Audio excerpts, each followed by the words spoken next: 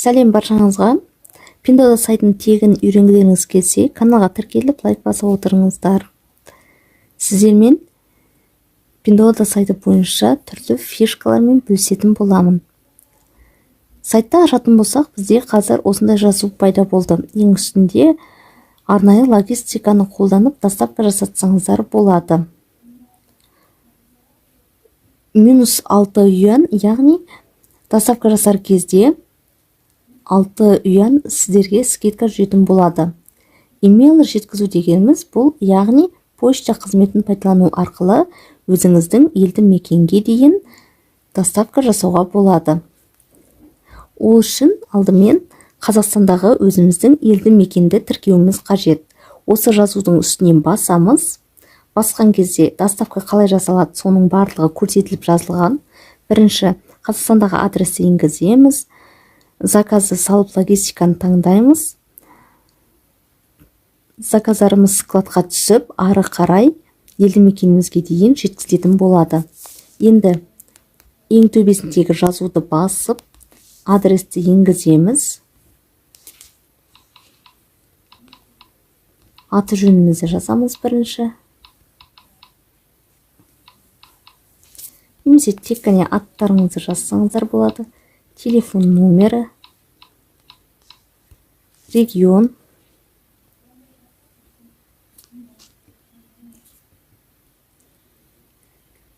почта индексі,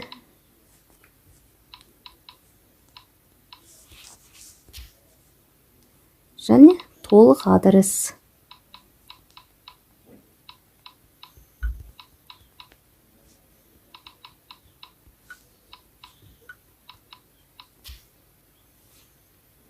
Жаздым, сохранить еттім. Енді почтамен жеткізу және де каргомен жеткізудің айырмашылығын, бағаларын салыстыру үшін өзім заказ салған бір товарды алып қарайық. Салмағын білетін товарды алайын. Осы кроссовки менде 974 граммға шыққан болатын, яғни 1 килограммдай. Тікелей Өскемен қаласына инэкспорт каргосы арқылы алдырған кезде 1 килограммына $5.5 төлем жасадым.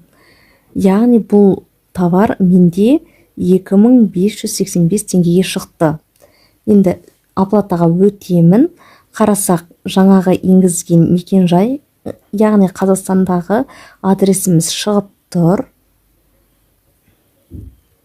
Кіреміз, таңдалып тұр бізде адрес. Енді осы товарды сатып аламын.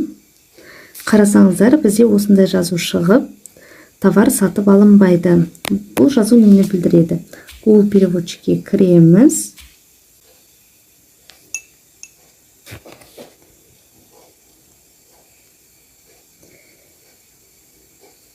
Осы адрес бойынша бұл товарды сатып алуға болмайды. Яғни, почтамен алдырудың бір кемшілігі, барлық товарлар почтамен алдыруға жатпайды. Тек қана кейбір товарларды Қытай продавецтері почта арқылы жібере алады. Сол себепті кез келген таңдаған товарыңызды алдыру үшін бізге каргоны қолдану тиімдірек болады. Енді өзім салмағын білетін басқа да товарды көрейін. Мына ваннаға арналған этажерка. Мен бұл товардың доставкасына инэкспорт каргосы арқылы 2585 теңге төледім. Товардың салмағы 1 килограммдай шыққан болатын. Бізде инэкспорт каргосы басқа филиалдарға 1 килограммына $5.5 есептеледі. Қазір сіздерге есептеп көрсетейін. Бізде $1 теңгемен шаққан кезде банк комиссиясын қоса алып 470 теңгеден есептелген. $5.5 көбейтетін болсам, менде бұл товар 2585 теңгеге шыққан. Енді почтаның доставкасы қанша шығатынын есептейміз. Оплатаға өткенде қарасақ, бізде ең үстінде Қазақстандағы өзіміз енгізген адрес тұр. Астында жеткізу шарттары көрсетілген. 0,1 килограмм 21 юанды құрайды. Яғни 100 грамм товарыңыз 21 юанға тең. Осы шарттың үстінен басамыз. Қарасақ 21 юан минус 6 юан скидка. Яғни 100 грамм товар бізде 15 юанға тең болады. Енді ең үстінде тұрған жазудың үстінен басып толық шарттармен танысамыз. Міндетті түрде шарттарды аударып оқып шығыңыздар. Аударамыз. Алғашқы 100 грамм 21 юан, және де әрбір келесі 100 граммға 5 юаннан қосылып отырады. Жеткізу уақыты 30 күн аралығында.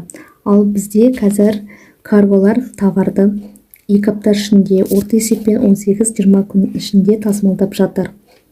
Астында 0,5 килограмм 14,50 юанды құрайтын жазылған. Егер де товарыңыз 50 граммға жетпейтін болса, онда 14,50 юанмен төлем жасайтын боласыздар. Жаңағы этажерканың бағасын есептеп көрейік. Бізде бұл товар 1 килограмм, яғни 1000 граммды құрады. Алғашқы 100 граммы 1000 граммның бізде скидкамен есептегенде 15 юанды құрайды. Ар жағындағы 900 юан 900 грамм, яғни қанша теңгені құрайтын білу үшін 9-ды 5-ке көбейтеміз. 45 юанға алғашқы 100 граммның бағасын қосамыз. Ол бізде 15 юанға тең. Сонда бұл товардың жеткізілу құны 60 юанды құрайды. 60 юанды курс юан теңге қарап аламыз. Сол бойынша айналдыратын боламыз. Гуглға саламыз. Юан теңге бізде қазір 66 теңгені құрайды. Көбейтсек 3960 теңге. Яғни жаңағы этажерканың почта арқылы Қытай еліне жеткізу бағасы бізде 3960 теңгеге шықты. Карго арқылы жеткізу 2585 теңге. Бұл жерде қарап отырсақ, бізде поштамен алдыру әлдеқайда тиімсіз болып табылады. Жеткізу уақыты бойынша да, және де бағасы бойынша.